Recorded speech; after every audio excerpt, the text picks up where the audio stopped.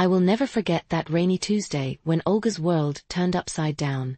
We were sitting in the kitchen of her old apartment, drinking tea with lemon, and she, still not believing what was happening, was rereading the letter from the notary's office. Her uncle Victor, whose existence she had almost forgotten, had left her his entire fortune, $3 million, an apartment in the center of Moscow, and a country house in the Moscow region. "Can you imagine?" whispered Olga, nervously tucking a strand of hair behind her ear. "Yesterday I couldn't fall asleep, thinking about how to pay for Misha's sports club, and today—" She didn't finish. The front door slammed, and Sergei, her husband, entered the kitchen. I immediately noticed how her shoulders tensed. 10 years of marriage, and she still flinched at the sound of his footsteps. "What are we celebrating?" he asked, surveying the table with cookies and cups. Olga silently handed him the letter. I watched his face change, disbelief, surprise, and then something else, something cold and calculating.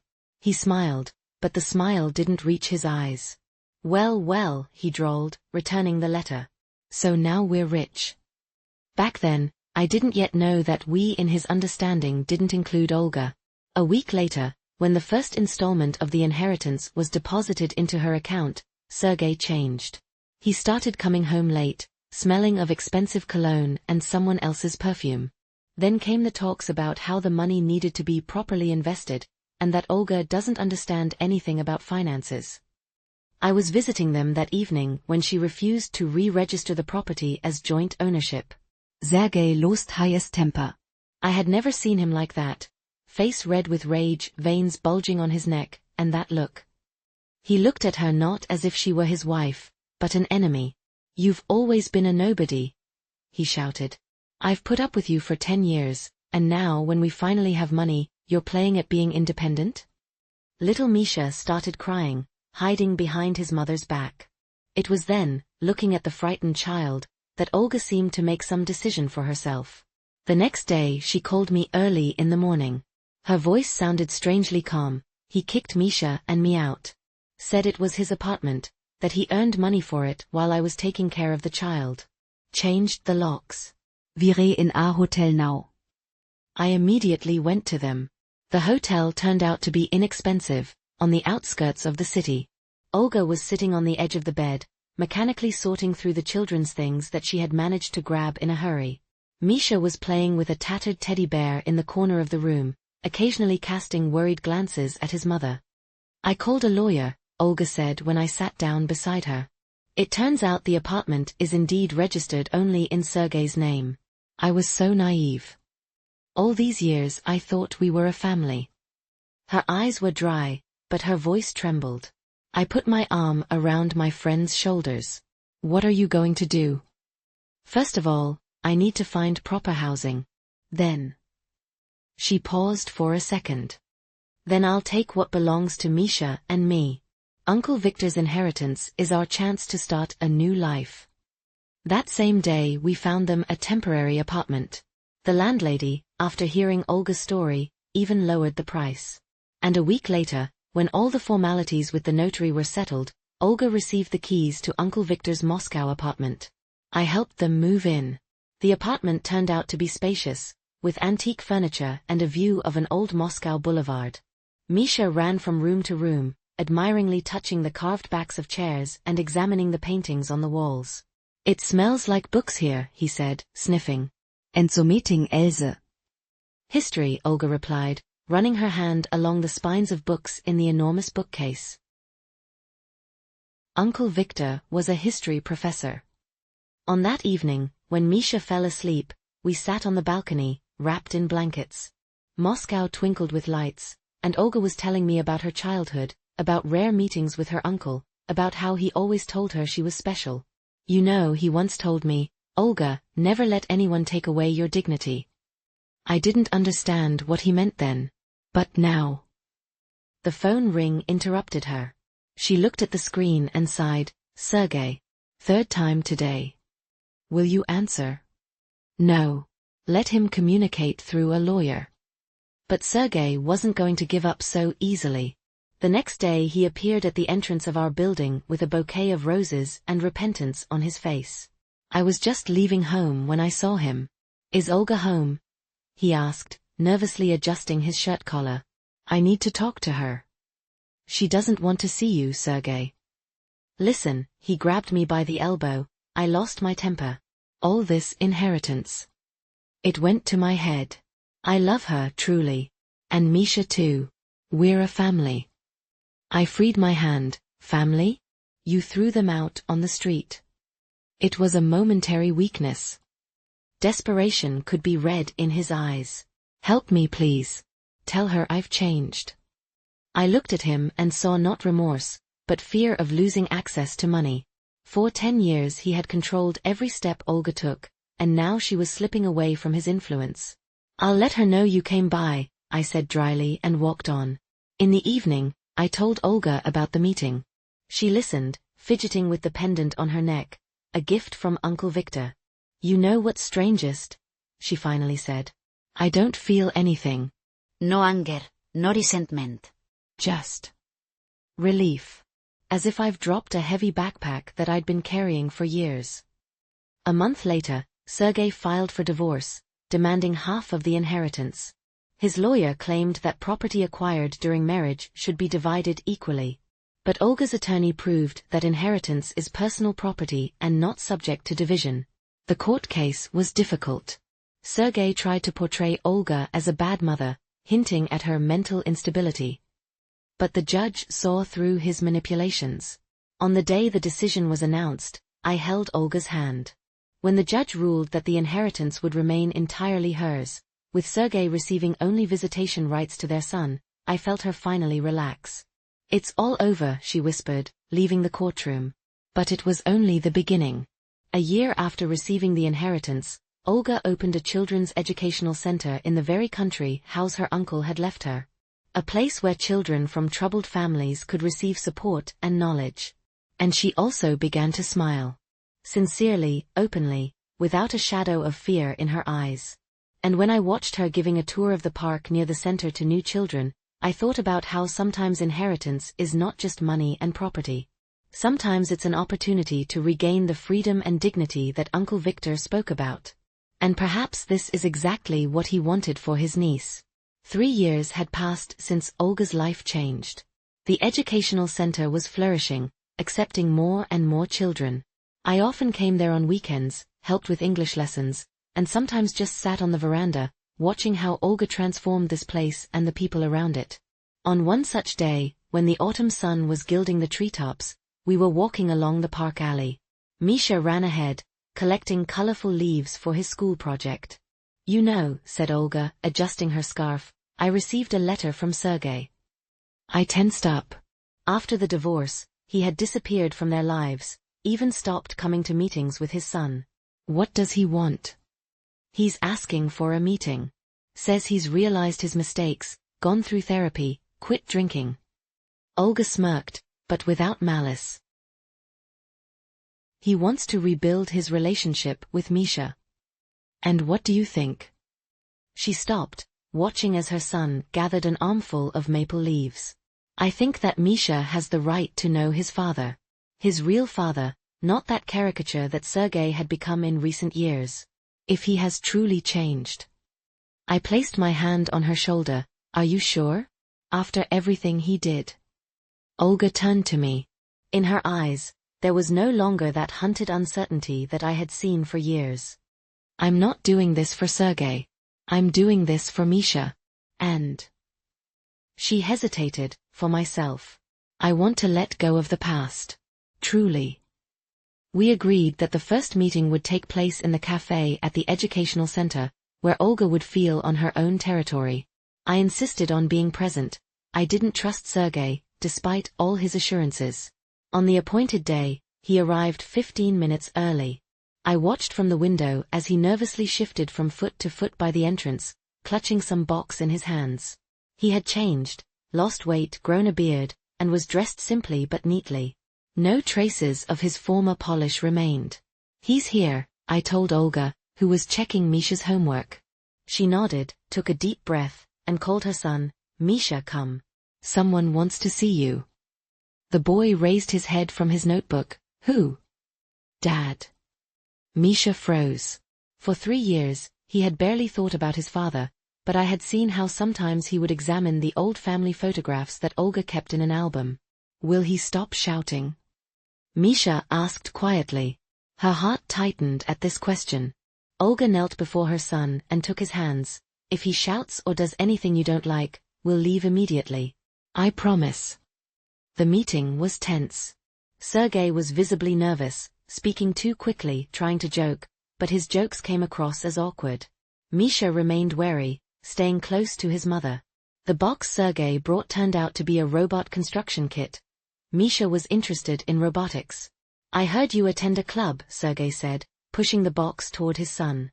I thought you might like this.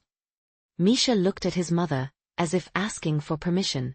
Olga nodded, and the boy carefully pulled the gift toward himself. Thank you, he said quietly. Gradually, the ice began to melt. Misha told about his latest project at school, about his new friends. Sergei listened attentively, asking questions. Not once did he interrupt his son or dismiss his words, as he used to do before. When Misha walked away to look at the aquarium in the corner of the cafe, Sergei turned to Olga. Thank you for agreeing to meet. I know you could have refused. I could have, she nodded. But I didn't. You. He hesitated, searching for words. You've changed. In a good way. Olga smiled. Yes, I've changed. And you seem to have changed too. I observed their conversation, ready to intervene at the first signs of manipulation from Sergei. But he really was different, more restrained, attentive. When he spoke about his work as a consultant at an IT company, his words lacked the boastfulness of before. After our divorce, I've reconsidered a lot of things, he said, twirling a cup of cold coffee in his hands. I went through therapy. Turns out I have a bunch of childhood issues I wasn't even aware of.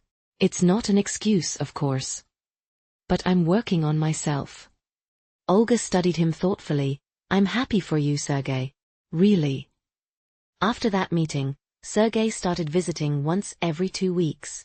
At first, he and Misha would walk in the park near the center, then they began venturing into the city, to museums, exhibitions. Olga always knew where they were and when they would return. Gradually, Misha began looking forward to these meetings, telling his father about his achievements, asking for advice. One evening, as we sat by the fireplace in the living room of Olga's Moscow apartment, she confessed, "You know, I never thought I'd say this, but Sergei has really changed. Misha is flourishing with him. Aren't you afraid it's temporary? That he might return to his previous behavior?" Olga shook her head. I used to be afraid. Not anymore. I'm no longer the woman who can be intimidated or controlled. And if he tries again, I'll simply close this door. Forever. In her voice was the calm confidence of someone who knows their worth. After about 6 months of regular meetings, Sergei asked for a private conversation. We were sitting together, the 3 of us, in the same cafe. Misha was at his classes. I wanted to apologize, he began, looking directly at Olga. To truly apologize for everything I've done. 4 years of control, for throwing you out, for trying to take away your inheritance. For everything. Olga remained silent, waiting for him to continue. I was a terrible husband and father. I manipulated, suppressed, considered you my property. He paused. I'm not asking for forgiveness or a second chance. I just want you to know that I realize what I was like, and I'm sorry. I looked at his face, searching for signs of insincerity, but all I could see was genuine remorse. Thank you for your honesty, Olga replied after a long pause. It means a lot to me. And one more thing, Sergei took a folder with documents from his briefcase. I've transferred the ownership of our old apartment to Misha. It will be his when he grows up. It's the least I can do. Olga took the documents with surprise. You didn't have to. I did, he interrupted. It's the right thing to do. When Sergei left, Olga remained silent for a long time, examining the documents. Do you believe him? I finally asked. I do, she nodded. I didn't believe him right away, but now, yes. People change if they truly want to change. That evening, as we were returning to Moscow, the center was located in the Moscow region, Olga suddenly said, "You know, I recently found Uncle Victor's diary. He wrote about me when I was still a teenager. He wrote that he saw strength in me that I didn't notice myself." He was right, I smiled. Yes, she was looking at the landscape rushing by outside the window. But it took so many years and such an inheritance for me to realize it myself. Sometimes I wonder, what if my uncle hadn't left me anything? Would I have found the strength to leave Sergei? I squeezed her hand. You would have. Sooner or later. She smiled gratefully, perhaps. But you know what I realized? Uncle Victor's real legacy is not money or real estate. It's a chance. A chance to become yourself. 2 more years passed. Olga's educational center had turned into a true island of hope for dozens of children. I started working there full-time, heading the language department. Every day, seeing the happy faces of children, I understood that we were doing something truly important. Misha, now 12 years old, had grown into a confident, open-minded boy. His relationship with his father had strengthened. Sergei didn't miss a single school Olympiad or any important event in his son's life. Olga and Sergei had learned to communicate calmly and respectfully, like adults connected by a shared child and a shared past. On one spring day, when the center was preparing for its annual charity concert, I found Olga in her office sorting through old papers. "What are you looking for?" I asked, sitting down in the chair across from her. "Remember I told you about Uncle Victor's diary?" Olga raised her head from a stack of yellowed notebooks. "I want to find one entry. He wrote about some project he didn't have time to finish. Something connected to our family history." I helped her sort through the papers. Among the letters, photographs and notes, we found a small notebook in a leather binding. On the first page was written, "The Kravtsov family genealogy. Research and materials." "This is it," Olga whispered, carefully turning the pages. Uncle Victor turned out to be not just a history professor. He had spent years gathering information about his ancestors, reconstructing the family tree. The records went back several centuries, to the times of Catherine the Great. "Look," Olga pointed to an entry at the end of the notebook. "He writes about a family heirloom that was passed down through our family from generation to generation.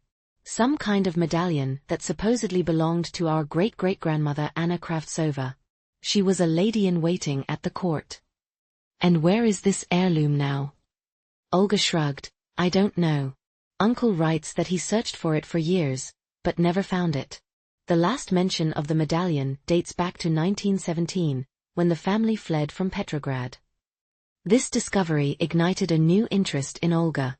For the next few weeks, she spent her evenings studying genealogical websites, archival documents, and corresponding with historians. Misha also became fascinated. For his school history project, he decided to present his family's genealogy. One evening, while sorting through old photographs in Uncle Victor's apartment, Misha discovered something interesting. "Mom, look!" he exclaimed, pointing to a photograph that appeared to have been taken in the 1950s. "This is Uncle Victor, isn't it?" In the photograph, young Victor stood next to an elderly woman in a formal dress. Around her neck hung a medallion, oval-shaped, with some kind of pattern. "This could be the very relic," whispered Olga, peering at the picture. "And the woman. This must be his mother, my grandmother Elena. I barely remember her. She died when I was 4. "If the medallion was with your grandmother, where did it go afterward?" asked Misha, curiously examining the photograph. Olga pondered. "I don't know. Perhaps Uncle Victor kept it somewhere here, in the apartment." I'll translate this text into English while preserving the literary style and paragraph structure. We began a methodical search. We checked all the boxes, drawers, and hiding places we could find. Misha displayed a genuine detective talent, tapping on walls and examining floorboards for secret compartments. After a week of fruitless searching, we had almost given up. That's when Olga remembered Uncle Victor's strange habit. He always kept his most valuable possessions in books. "When I visited him as a child, he showed me how he carved hiding places in old books," she explained. "He said it was the most reliable way to hide something because thieves would never check every book in a library." Uncle Victor's library contained several thousand volumes. Checking each book would have been an impossible task. But Olga suggested that if we were talking about a family heirloom, then the book itself must be special. What was most valuable to Uncle Victor? She pondered aloud. History. Family. Roots. And then I remembered, in his study, there's a shelf with books on genealogy. Perhaps we should start there. We went to the study. The shelf with books on genealogy and family history stood out among the others. All books were bound in identical dark blue covers, neatly arranged by year of publication. Misha brought a stepladder, and Olga began methodically checking each book, carefully leafing through the pages, feeling the binding. On the third shelf, in the very corner, stood a book that looked slightly different. Its binding was a shade lighter than the others. Olga carefully took it out. History of Noble Families of the Russian Empire, read the inscription on the spine. The book was heavier than it should have been. Try to open it, suggested Misha, impatiently shifting from one foot to the other. Olga opened the book. Inside, in a carved hollow, lay a medallion, exactly the one we had seen in the photograph. Oval, silver, with an engraved pattern of intertwining lines and the initials AK on the reverse side. We found it, whispered Olga, carefully taking out the medallion. We found it. The medallion turned out to be not just a piece of jewelry, it was a locket that could be opened. Inside was a small portrait of a woman in a court dress and a lock of dark hair tied with a faded blue ribbon. This must be Anna Kravtsova, said Olga, examining the miniature portrait. Our great-great-grandmother. Along with the medallion, there was a note in the hiding place, written in Uncle Victor's hand, to Olga when the time comes. Why hadn't he given her the medallion during his lifetime? Perhaps he was waiting for the right moment, which never came. The discovery of the medallion became the beginning of a new journey. Olga decided to continue Uncle Victor's research, to reconstruct the history of the Kravtsov family. She contacted historians specializing in the genealogy of noble families and organized a trip to St. Petersburg, where her ancestors once lived. In Petersburg, an amazing discovery awaited us. In the Hermitage archives, there were mentions of Anna Kravtsova. She was not just a lady-in-waiting, but a confidant of the Empress, performing delicate assignments. And the medallion, as it turned out, was a gift from Catherine the Great herself for some special service. Can you imagine, Olga said as we were returning to Moscow, a gift from the Empress has been passed down through generations in our family. And now it's mine. What are you going to do with it? I asked. Olga thoughtfully stroked the medallion that she now wore around her neck, to preserve. To study history. And then, when the time comes, to pass it on to Misha. This is our true inheritance. Not money, not real estate, but memory, roots, connection to the past. Upon returning to Moscow, Olga organized a new program at her educational center. A family history club where children learned to create family trees, search for information about their ancestors, and preserve family stories. Every child should know where they come from, she said at the club's opening. It gives strength and confidence, helps to understand who you are. I watched as Olga told the children the story of the medallion, showed them old photographs, taught them to value the past. In such moments, she became remarkably similar to Uncle Victor. The same sparkle in her eyes, the same passion for history, the same desire to pass knowledge to the next generation. Once, when we were sitting in her Moscow apartment, sorting through another batch of archival documents, I asked, "Have you ever wondered why Uncle Victor chose you specifically as his heir? Why not someone from his closer relatives?" Olga put aside the folder with documents and gazed thoughtfully out the window. Evening Moscow was lighting up, and distant memories reflected in her eyes. You know, I've thought about this often. Especially during the first months after receiving the inheritance, when everything seemed so unreal. She touched the medallion on her neck. Now that I've learned more about our family, I'm beginning to understand. She stood up and approached the bookshelf, taking out an old photo album in a worn leather cover. Look, Olga opened the album to a page with a photograph of a young woman with a serious gaze. This is my grandmother, Elena Viktorovna, Uncle Victor's mother. She was also a historian, worked in archives before the war. And she too wore this medallion. I peered at the photograph. Indeed, the same locket was visible around the woman's neck. Uncle Victor told me that in our family, the medallion was never passed to the eldest child or through the male line, as is usually the case with inheritance, but to the one who, in the keeper's opinion, most resembled Anna Kravtsova. Not in appearance, but in character, in spirit. And he saw these qualities in you? I asked, turning the pages of the album. Apparently so. Olga smiled. When I was a child, visiting him during school breaks, he often told me about Anna. About how she was forced to pretend to be weak and dependent at court, although she actually possessed a sharp mind and strong will. How she managed to preserve her dignity in a world of intrigue. How she saved her family during the palace coup. And you also managed, I remarked quietly, to save your family when the time came. Olga thoughtfully nodded. Perhaps Uncle Victor saw something in me that I didn't see in myself. A potential that was waiting for its moment. She closed the album. You know what's most surprising? When I began researching Anna's history, I learned that her husband, my great-great-grandfather, was a complicated man. Domineering, jealous. Anna found a way to live with him while preserving her inner freedom. And then, when he died, she completely transformed her life. I looked at my friend with new understanding, just like you. Yes, Olga laughed softly. Only I was luckier. My husband is alive and it seems has also found his path. At that moment, the phone rang. Olga glanced at the screen. It's Sergei. He and Misha are at the Museum of Modern Art. They want to show me some robot exhibition. After she finished the conversation, I asked, have you never thought? Well, perhaps, of giving him a second chance? As a husband, I mean. Olga shook her head, but without bitterness. No. We've both changed, become better, but some bridges cannot be rebuilt. And that's normal. She paused. You know, I recently met someone.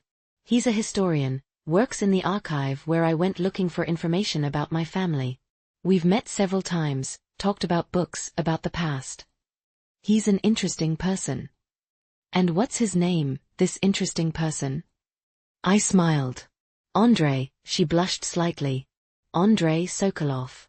He invited me to a classical music concert next week. And did you accept? Yes, she nodded. It's time to move on, isn't it? That evening, when we finished sorting through the documents, I lingered in the living room, examining the photographs on the walls. Among them was one taken recently. Olga with Misha against the backdrop of the educational center, both smiling, happy and free. Next to it, an old photograph of Uncle Victor in his study, surrounded by books. Two images, separated by decades, yet united by something elusive. Perhaps that very spirit of Anna Kravtsova that Uncle Victor had recognized in his niece. A few days later, I was helping Olga prepare for the concert. She was nervous, like a teenager before a first date, sorting through outfits, uncertain about her hairstyle. It's just a concert, I tried to reassure her. Not a coronation.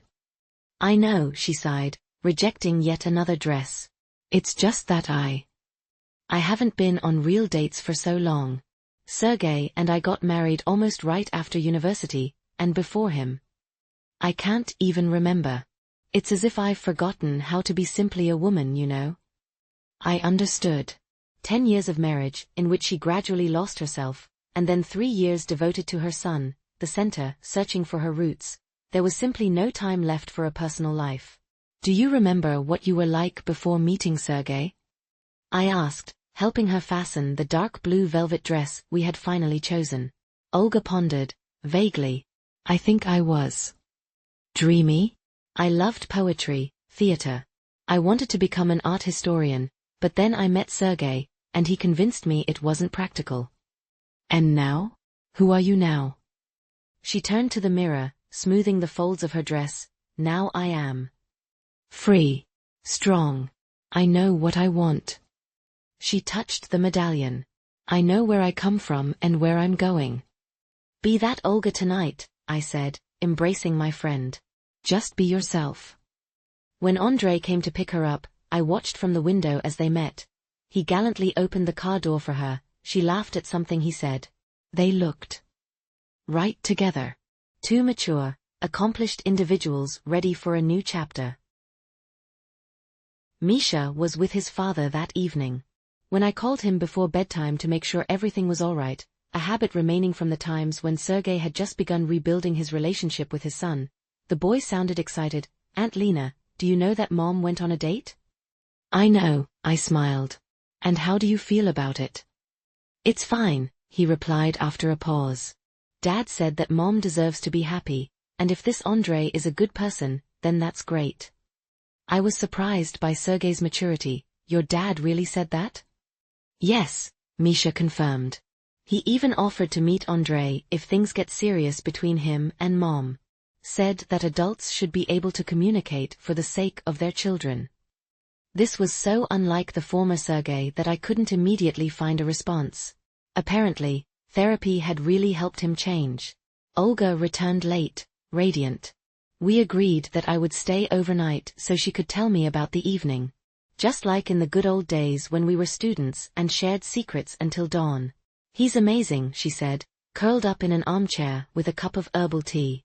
"You know, not just smart or well-read, there are many like that. He's genuine. He listens as if every word you say matters. And he tells fascinating stories about the people whose archives he studies." "And what did you talk about?" "About everything.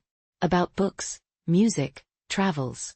He was on an expedition to the Solovetsky Islands, studying the monastery archives. He showed me photographs. It's so beautiful there." She paused. "And I told him about the medallion, about our family history. He was so enthusiastic, offered to help with the research. I saw how her eyes were shining. It happens when a person finally meets someone who shares their passion, their values. He invited me to St. Petersburg for the weekend," she added more quietly. "He wants to show me archives where there might be documents about the Kravtsovs." "And you'll go?" "Yes," she nodded, and there was so much determination in this simple gesture that I couldn't help but smile. Misha will spend the weekend with Sergei. They're going to some robotics competition. The trip to St. Petersburg became a turning point. Olga returned not only with new documents about the Kravtsov family but also with a special light in her eyes, the kind that appears when a person has found something important. Or someone. The following months flew by like a single day. Andrei became a frequent guest in Olga's home. At first, Misha regarded him cautiously, but soon warmed up, especially after Andrei helped him with a history project for which the boy received the highest grade. "You know," Misha told me once when we were preparing a surprise for Olga's birthday, "Andrei is nothing like Dad. He never speaks loudly and always asks for my opinion." I nodded, helping him cut out letters for the congratulatory poster. "And how do you feel about that?" "It was strange at first," the boy admitted. "But now I like it. And Mom is happy with him." She laughs. She hardly ever laughed before. From a child's lips, these words sounded piercing. I remembered Olga from the time of her marriage to Sergei, perpetually tense, speaking in a quiet, cautious voice. And the present Olga, a self-confident woman whose laughter now often echoed within the walls of this house. Andrei and Olga's relationship developed unhurriedly, with the thoroughness characteristic of people who have already experienced both the joy and pain of intimacy. They didn't rush, giving each other space and time. Andrei understood that Olga needed to heal old wounds, and she appreciated his patience. One winter evening, as we sat by the fireplace in the country house that had become an educational center, Olga showed me an ancient book that Andrei had found in the archives. "Look," she carefully turned the fragile page. "This is Anna Kravtsova's diary." Andrei discovered it in a private collection, the owner of which agreed to grant us access. I gazed with reverence at the faded lines, written in the elegant handwriting of a woman who had lived 2 centuries ago. "Here she writes about the medallion," Olga pointed to a paragraph. "It turns out Catherine didn't give it to Anna without reason. Anna saved the Empress from a conspiracy after accidentally overhearing the conspirators' conversation. Risking her life, she warned Catherine, who was then able to prevent the coup." "Bravery runs in your family's blood," I remarked. Olga thoughtfully touched the medallion. "You know what's most surprising? In her diary, Anna writes that the medallion isn't just jewelry. Catherine told her it possesses a special power. It protects from misfortune those who remain true to themselves and their principles." Do you believe that? I asked with a slight smile. I don't know, Olga shrugged. But my life changed for the better after the medallion came to me. Maybe it's a coincidence, or maybe. She didn't finish her sentence, but I understood. Sometimes even the most rational people are ready to believe in miracles, especially if they help explain the surprising turns that happen in life. In spring, Andrei proposed to Olga. Not on one knee with a velvet box, as in romantic films, but simply and sincerely, during a walk through the summer garden in St. Petersburg. He didn't give her a diamond ring, but an antique map of Russia from the 18th century, on which places connected to the history of the Kravtsov family were marked. I want to explore them all together with you, he said. If you agree to become my wife. Olga called me that same evening, her voice trembling with excitement. Lena, I said yes. Will you be my maid of honor? They decided to have an intimate wedding, only for the closest people. Olga wanted the ceremony to take place at the estate that Uncle Victor had left her, where her educational center was now located. The wedding preparation turned into a real historical research. Olga decided that the ceremony should include elements of the Kravtsov family traditions. We studied ancient rituals, searched for mentions of wedding customs in diaries and letters. The most difficult part was the conversation with Misha. Olga was worried about how her son would perceive her decision to get married again. But the boy surprised her with his maturity. I'm happy for you, Mom, he said when she nervously told him the news. Andrei is good. And he loves you for real. How do you know? Asked Olga, touched by his words. Misha shrugged with that childlike wisdom that sometimes astonishes adults. He looks at you even when you don't see. And he listens. Dad never did that. Surprisingly, Sergei also responded with dignity. When Olga informed him about the upcoming wedding, he sincerely congratulated her. I'm glad you found your happiness, he said. You deserve it more than anyone.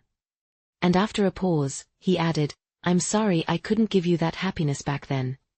On the wedding day, the weather seemed to offer a gift. After a week of rain, a clear, warm day emerged.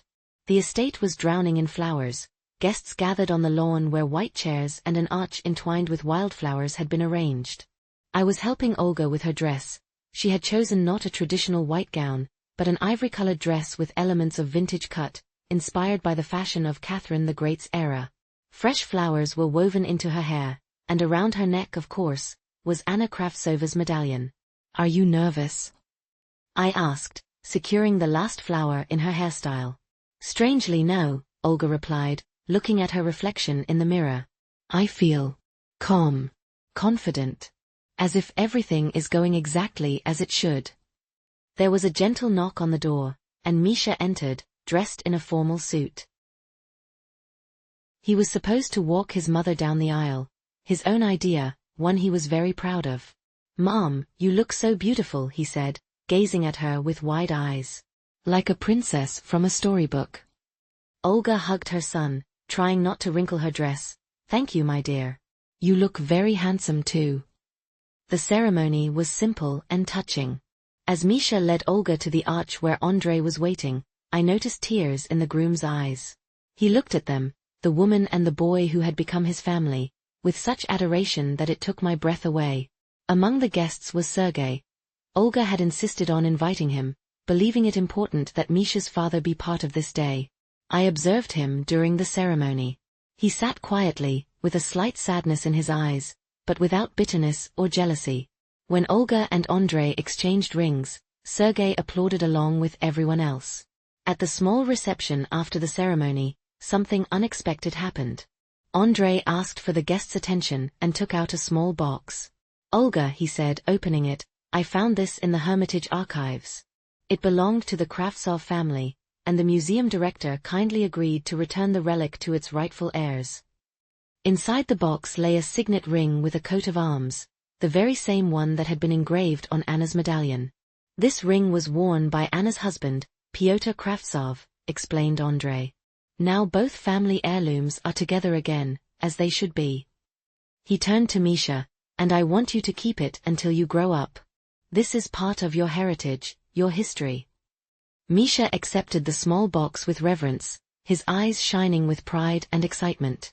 I stood next to Olga and saw how she looked at her son and new husband, the two most important men in her life, with such love that it was impossible to express in words. After the ceremony, while the guests were enjoying the festive dinner on the open veranda, I noticed Sergei standing apart by the old oak tree.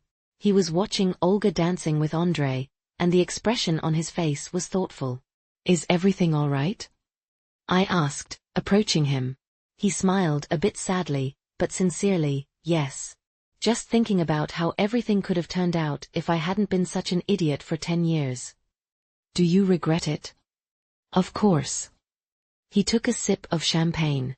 "But looking at her now, I understand that perhaps this is how it was meant to be. She's happy. Truly happy. With him she's so genuine." I nodded, not knowing what to say. Sergei continued after a pause. "I never saw her like this even in our best days. Maybe we just weren't right for each other from the beginning. I couldn't give her what she really needs." "And what does she need, in your opinion?" "Freedom to be yourself." He looked at me with unexpected insight. "I always tried to make her into what I wanted to see. But Andrei simply loves her as she is." At that moment, Misha ran up to us, proudly showing a ring in a small box. "Dad, look what Andrei gave me. It's a real family heirloom." Sergei knelt down to be at eye level with his son and examined the ring carefully. "This is amazing, Misha. A real treasure. You're now the keeper of family history." "Yes." The boy was beaming with pride. "Andrei said that when I grow up, he'll help me study our family's entire history. We'll even go on an expedition to places where the Kravtsovs lived." "That's wonderful." Sergei hugged his son, and I noticed him struggling with his emotions. "I'm very happy for you." I'll translate the text into English while preserving its literary style and structure. When Misha ran off to show the ring to other guests, Sergei straightened up and looked at me with new determination. I thought for a long time that I had lost my family. But now I understand. I simply need to learn how to be a different father and a different ex-husband. Not the one I was before." "You're already different," I said sincerely. "Misha loves you. And Olga. She appreciates your changes." He nodded, and together we returned to the guests. The celebration continued until late night. When most of the guests had left, only the closest company remained. We sat by the fire, kindled in a special place on the estate grounds, and Andrei was telling stories about ancient Russian wedding rituals. In some provinces, there was a custom, he said, holding Olga's hand, when newlyweds on their first wedding night had to find a treasure hidden somewhere in the house by the bride's parents. It was believed that this would bring wealth and prosperity to the family. "We already have a treasure," smiled Olga, touching her medallion. "And our wealth isn't in gold, but in the history behind it." Misha, struggling with sleep but unwilling to miss a minute of this special day, sat between his mother and Andrei, wrapped in a blanket. "Tell me more about Anna Kravtsova," he asked in a sleepy voice. "What was she like?" Andrei looked at Olga, as if asking for permission, and she nodded. "Anna Kravtsova was an extraordinary woman," he began. "At a time when most noblewomen were occupied only with household matters and social entertainments, she was interested in science, art, and politics. Catherine the Great valued her intelligence and often consulted with her on important matters, although officially Anna was merely a lady-in-waiting." "She was like Mom," Misha mumbled drowsily. "Smart and beautiful." Olga gently stroked her son's head, and he finally fell asleep with his head on her lap. "I think it's time to put the young keeper of family relics to bed," Andrei said quietly. He carefully lifted Misha in his arms, and he and Olga headed toward the house. I watched them walk away, a man carrying a sleeping child, and a woman walking beside him, and thought about how wonderfully life unfolds. 3 years ago, Olga was a frightened woman fleeing from her husband with a child and a suitcase of belongings. And today she is a confident mistress of the estate, a newlywed, walking alongside a man who sees and values her true self. A few minutes later, Olga returned alone and sat next to me by the fire. "Misha is asleep," she said. "Andrei stayed to read to him, even though the boy can't hear anymore. He says it's their new ritual." "He will be a wonderful stepfather," I remarked. He already is, Olga smiled, gazing at the fire. You know, today when we were exchanging vows, I felt something strange. As if Uncle Victor was there, among the guests. And she hesitated, as if Anna was with us too. Do you think they would have approved of your choice? I'm certain of it. She touched her medallion. Sometimes I feel like all of this was predetermined. That Uncle Victor left me the inheritance not just by chance, but knowing it would change my life in exactly this way. Have you become a fatalist? I teased her. No, she laughed. Rather, I believe that some threads in the fabric of our lives are stretched from the past. And sometimes, if we are attentive, we can see the pattern that forms across generations. We sat in silence, watching the dying fire. The starry sky spread over the old estate where Uncle Victor once lived, preserving the history of the Kravtsov family, and where now Olga lived, continuing that history. You know what I found yesterday while sorting through the last boxes of my uncle's papers? She asked suddenly. A letter. Addressed to me, but with a note saying, "Open on your wedding day." And what's in it? Olga took out an already opened envelope from the pocket of her dress. Here, listen, dear Olga, if you are reading this letter, it means I am no longer with you, and you have found your happiness and are preparing to join your life with a worthy person. I always believed that this would happen. When you were a little girl who came to visit me during holidays, I saw in you a reflection of Anna, the same spark in your eyes, the same inner strength that was waiting for its moment. I watched you grow, take your first steps into adulthood, and wanted to protect you from mistakes. But everyone must walk their own path. I leave you not just property and money. I leave you a history, our family history, which I believe will give you strength in difficult times. Anna's medallion is now yours, as is everything I have gathered during my long years of research. Remember, true wealth is not in possessions, but in the ability to remain true to yourself even when the whole world demands otherwise from you. Anna understood this at Catherine's court. I understood this while living my complicated life. Now it is your turn to carry this wisdom forward. Be happy, my dear niece. And know that wherever I may be, I will always be proud of you. With love, your Uncle Victor. Olga finished reading, and I saw tears in her eyes, reflecting the light of the fire. He knew, she whispered. Somehow he knew that everything would turn out exactly this way. I hugged my friend, and we sat like that for a while, listening to the crackling of the coals in the fire. I was thinking about how amazingly my friend's fate had unfolded. Uncle Victor's letter seemed like the final piece of the puzzle that fell into place, completing the picture.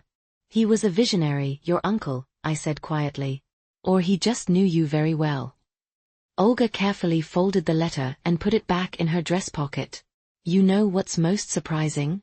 When I first received the inheritance, I was completely bewildered. I didn't understand why me, what he wanted from me. But now. She looked around the estate grounds. Now I know for certain that I'm doing exactly what I should be doing. Andrei approached us, stepping noiselessly on the soft grass. Misha is sleeping soundly, he said, sitting down next to Olga. He even put the little box with the ring under his pillow. He won't part with it now, Olga smiled. I showed Uncle Victor's letter to Lena. Andrei nodded. He was a remarkable man. It's a pity I didn't get to meet him. He would have approved of you, Olga said confidently. You're similar in many ways. The same passion for history, the same respect for the past. We sat by the dying fire for a long time. Andrei was telling us about his plans to help Olga expand the educational center by adding a historical component. Workshops on ancient crafts, historical reenactments for children. Can you imagine, he said enthusiastically, children will not just read about the past, but live through it, making candles using old recipes, writing with quill pens, studying noble etiquette. And dressing up in historical costumes, Olga chimed in. I already know someone at the theater who can help create them.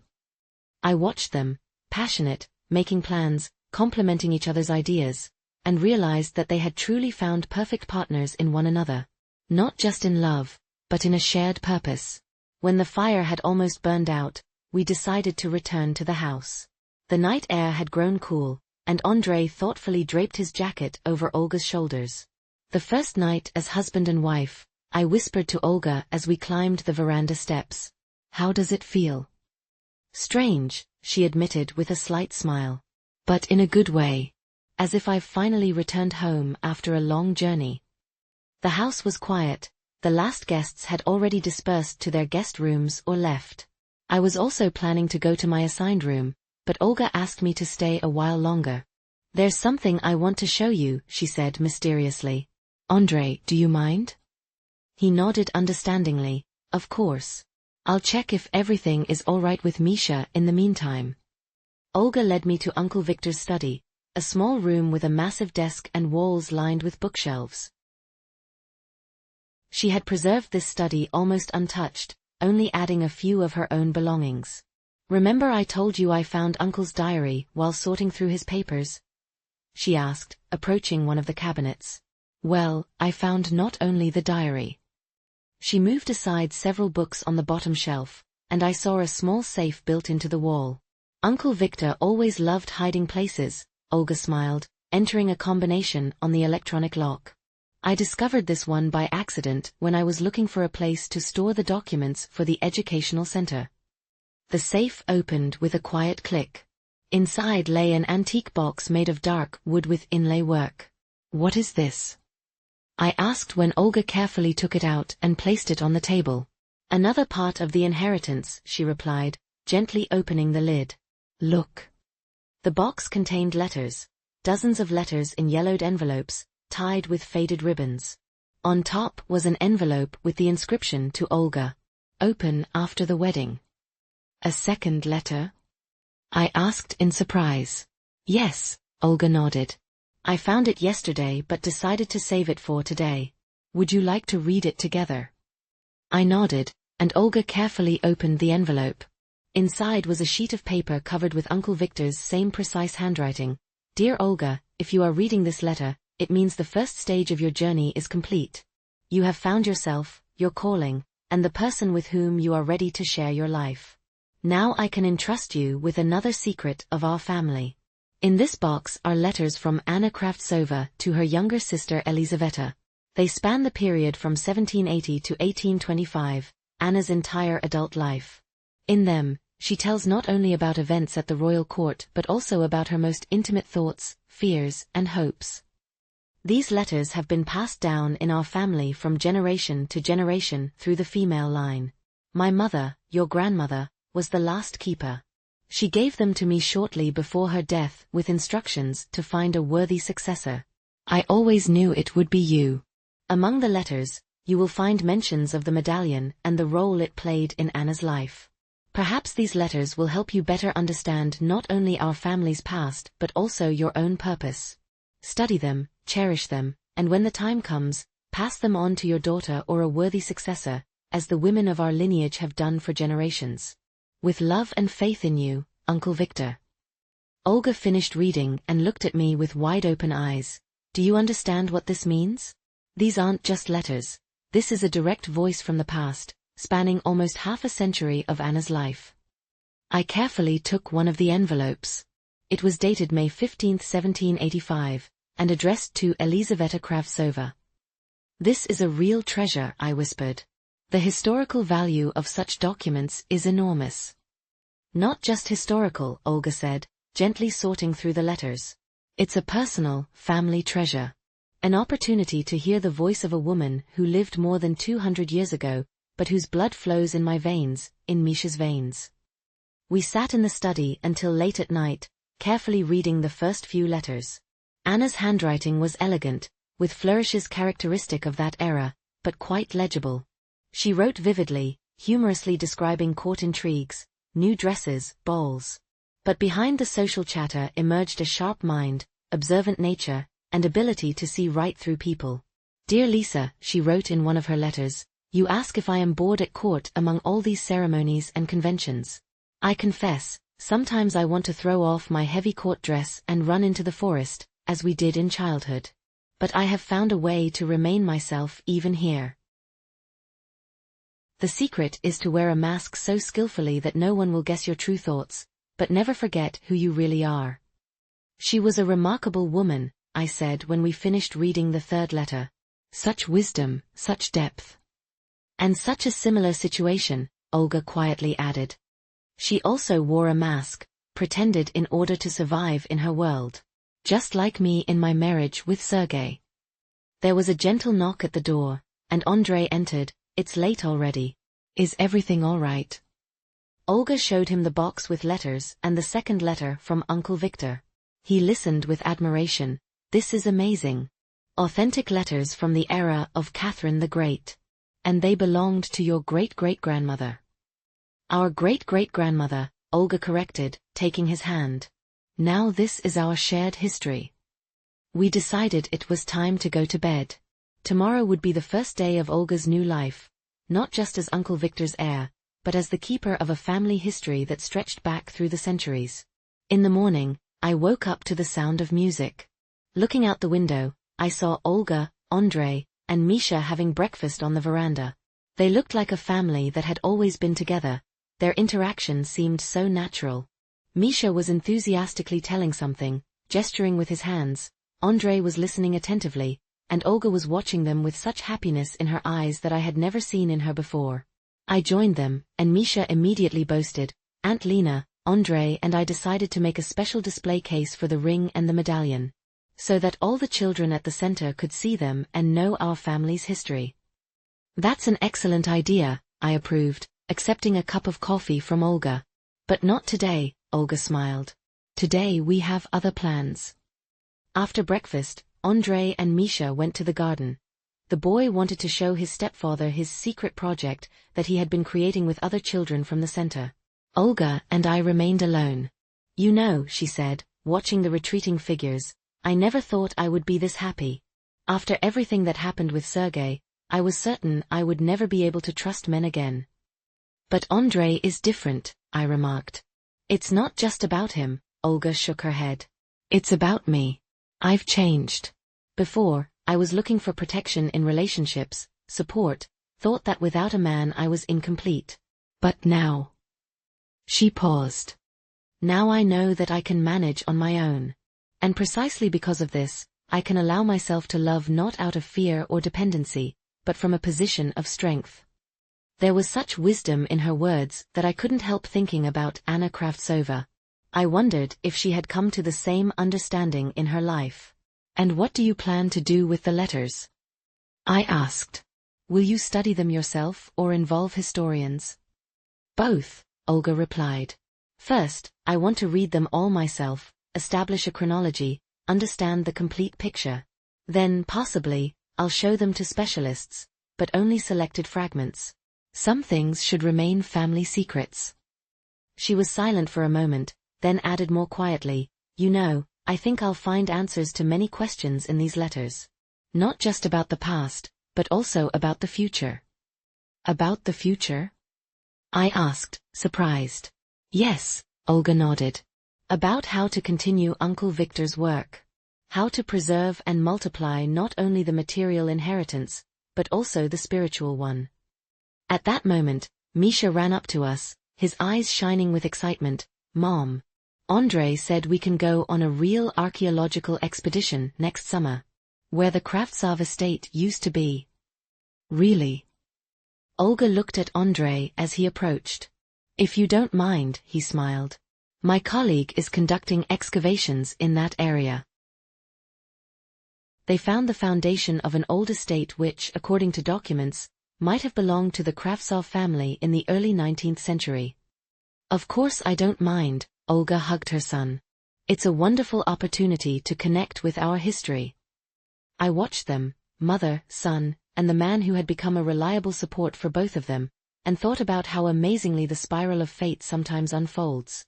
Who could have imagined 3 years ago that Uncle Victor's inheritance would lead not only to Olga's financial independence but also to finding a new family, a new purpose in life, and a new understanding of her roots. After lunch, the guests began to leave. I was also planning to return to the city. I had work waiting at the language school where I taught in addition to my classes at Olga's educational center. You absolutely must come next weekend, Olga said, walking me to my car. We'll start going through Anna's letters. I can't manage without you, your French is much better than mine, and some of the letters seem to be written in French. Of course I'll come, I hugged my friend. You know I wouldn't miss such an adventure. When I was already getting into the car, Olga suddenly said, Lena, thank you. For everything.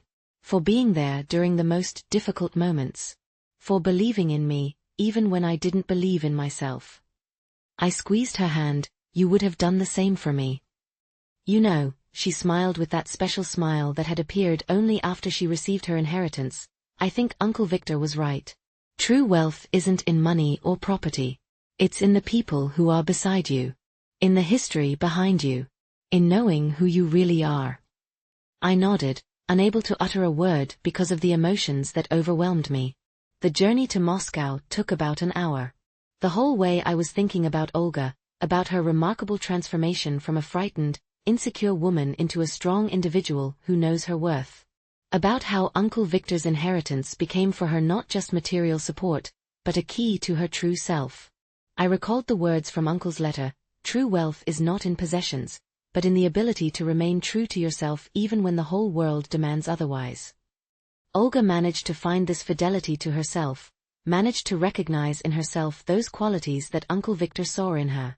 And perhaps this was his greatest gift, not the money and property, but his belief in her, in the knowledge that one day she would become a worthy keeper not only of Anna Kravtsova's medallion, but also of her spirit, her strength, her wisdom. The following weekend, as we had agreed, I came to the estate. Olga greeted me with shining eyes. She had already started reading Anna's letters and couldn't wait to share her discoveries. You won't believe it, she said, leading me to the study, where letters were neatly arranged on a large table, sorted by date. Anna wasn't just a lady-in-waiting. She carried out special assignments for the Empress. Something like a secret diplomat. I'll translate the text into English while preserving its literary style and structure. For the next few hours, we immersed ourselves in a world from 2 centuries ago. Anna's letters to her sister were surprisingly candid. She wrote about court intrigues, secret missions entrusted to her by Catherine, and about her own doubts and fears. Dear Liza, she wrote in one of the letters dated 1787, the Empress summoned me again last night. She trusts me more and more, which is both flattering and frightening. The latest assignment is particularly delicate. I must meet with an envoy from the Austrian court and deliver a message whose contents even the Chancellor is unaware of. I am afraid, sister, but I cannot refuse. Not only out of loyalty to the sovereign but also out of curiosity. What woman would decline the opportunity to influence the course of history, even if secretly? Incredible, I whispered, setting the letter aside. She was a genuine secret agent. And that's not all. Olga handed me another letter, a later one. Read this. The letter was dated December 1796, shortly after Catherine's death and Paul I's ascension to the throne. Dear Lisa, my situation has become dangerous. The new emperor suspects everyone who was close to his mother. Yesterday, Count M. was arrested, and today I learned that my name is also on the list of those suspected of anti-state sentiments. Pyotr insists that we leave for the countryside immediately, and I am forced to agree, although my heart breaks at the thought of abandoning the cause I have served for so many years.